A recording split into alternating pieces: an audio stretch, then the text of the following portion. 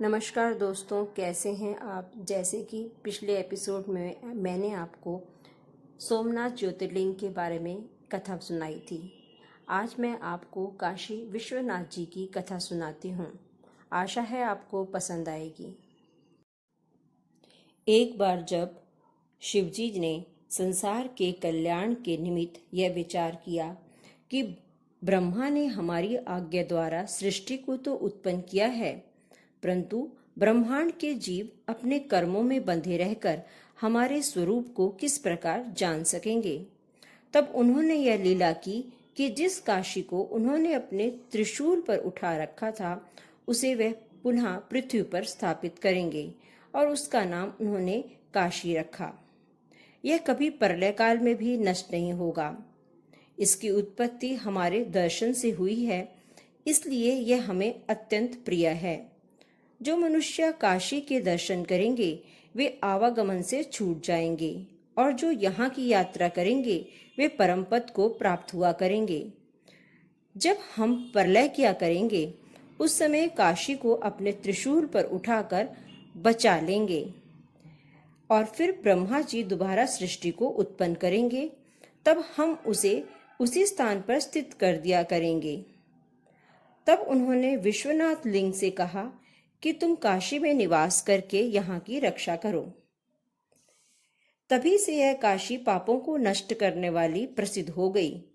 विश्वनाथ ज्योतिर्लिंग समस्त पाप प्राणियों को भवसागर से पार उतारा करता है। उस स्थान पर मुक्ति दासी के समान निवास किया करती है। जो मनुष्य किसी भी प्रकार का मोक्ष प्राप्त करने योग्य नहीं है उन्हें भी काशी मुक्ति प्रदान करती है। भगवान शिव विश्वनाथ जी को आदेश देकर स्वयं कैलाश में जाकर रहने लगे। फिर उन्होंने दक्ष प्रजापति की पुत्री के साथ अपना विवाह किया।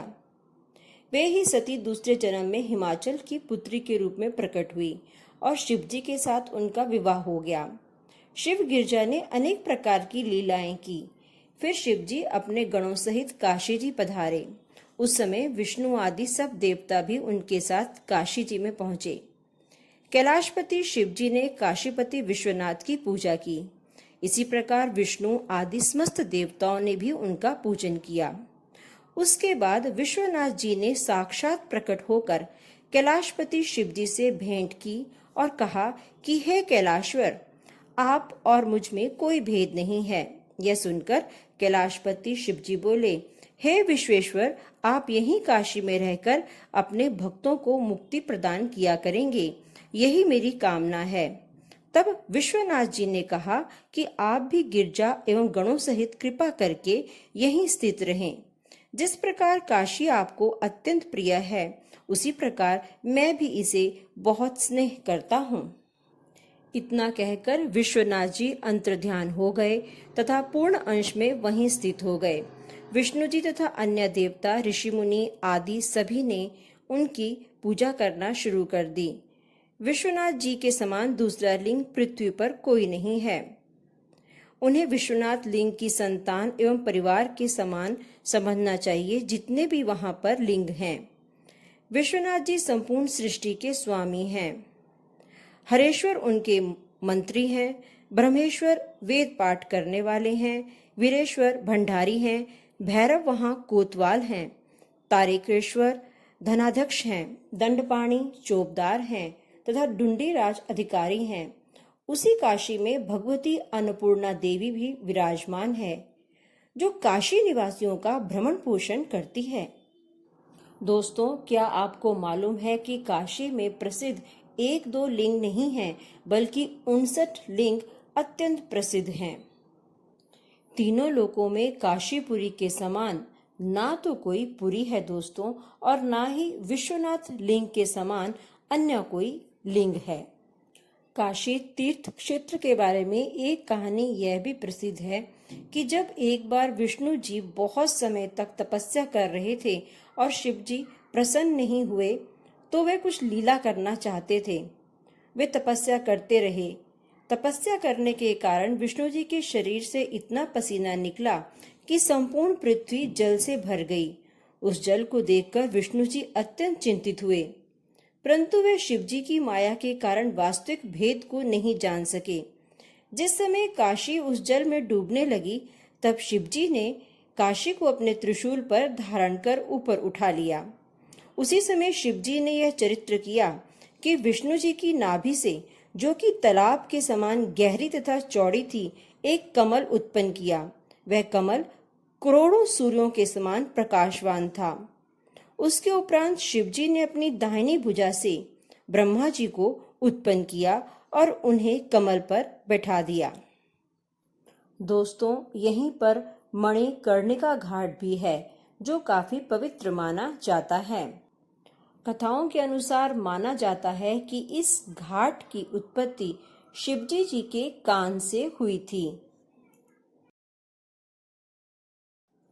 कहा जाता है कि पवित्र काशीपुरी में मणिकर्णिका तीर्थ ऐसा है जहां सब प्राणियों की मनोकामनाएं पूरी तो होती ही हैं, साथ में जन्मों जन्मों के पाप भी नष्ट हो जाते हैं। गंगा नदी के तट पर ही ये एक ऐसा घाट है जिसे तीर्थ की उपाधि प्राप्त हुई है। कहते हैं यहाँ पर चिता की आग कभी शांत नहीं होती। रोज यहाँ कम से कम 300 से ज्यादा शव का अंतिम संस्कार किया जाता है। माना जाता है जिनका भी यहाँ पर अंतिम संस्कार किया जाता है वे मोक्ष को प्राप्त करते हैं और शिवलोक की उन्हें प्राप्ति होती है।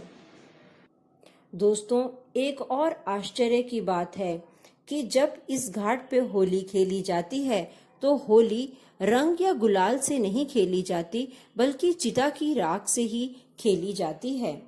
इसी स्थान पर मां सती के कानों के कुंडल गिरे थे, इसीलिए इस स्थान का नाम मणिकर्णिका पड़ा।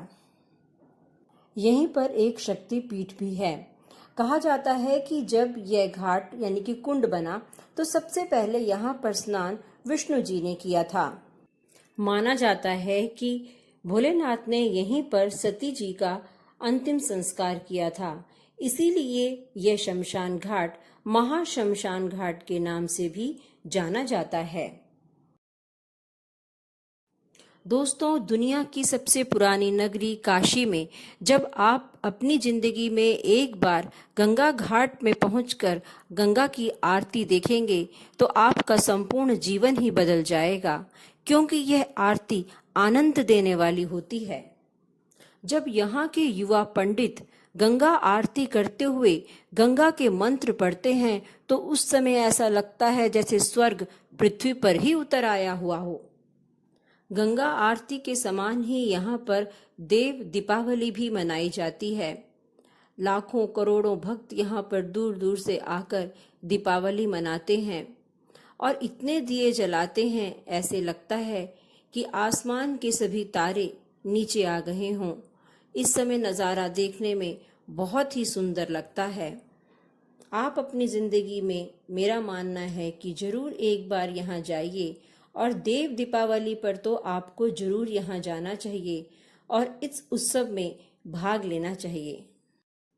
यहाँ की आरती देखकर हम लोग तो प्रभावित होते ही हैं, लेकिन विदेशों से आए हुए लोग भी प्रभावित हुए बिना नहीं रह पाते हैं। इतना आकर्षण है इस आरती में। दोस्तों, आप जब कभी भी काशी आएं तो विश्वनाथ जी के दर्शन तो जरूर करें, पर साथ में सुबह सुबह यहाँ घाटों पर जरूर घूमिएगा और साथ में यहाँ का लजीज नाश्ता भी जरूर कीजिएगा, क्योंकि बनारस वाले तो बहुत ही मशहूर हैं अपने नाश्ते के लिए। बनारस का पान भी बहुत प्रसिद्ध है, तो यहाँ जरूर आके यहाँ की हर एक चीज का आनंद लीजिएगा। यहाँ के मंदिरों को देखिए, यहाँ पर कितने शिवलिंग हैं। आपको यह जानकर आश्चर्य होगा कि हर एक शिवलिंग की कहानी एकदम से अलग है। ये एक इतनी पुरानी नगरी है कि यहाँ पर आपको घर घर में शिवलिंग मिलेंगे। कहा जाता है कि यदि आप 5 किलो चावल लेकर यहाँ पर घूमेंगे और हर एक मंदिर पर कण कण भी चावल का डालेंगे तो ये 5 किलो चावल भी कम हो जाएंगे, क्योंकि यहाँ पर इतने शिवलिंग हैं। और यहाँ का पान तो जैसे मैं आपको बता ही चुकी हूँ कि आपके होंठों को गुलाबी कर देगा। यहाँ के घाटों की सैर आप नाव से भी कर सकते हैं। तो आपको दोस्तों ये विश्वनाथ मंदिर और काशी जी की जानकारी कैसी लगी? आशा करती हूँ आपको पसंद आएगी। अगले व्लॉग में मैं आपको त्र्यंबकेश्वर के बारे में बताऊंगी। तब तक के लिए अपना ध्यान रखिएगा। नमस्कार।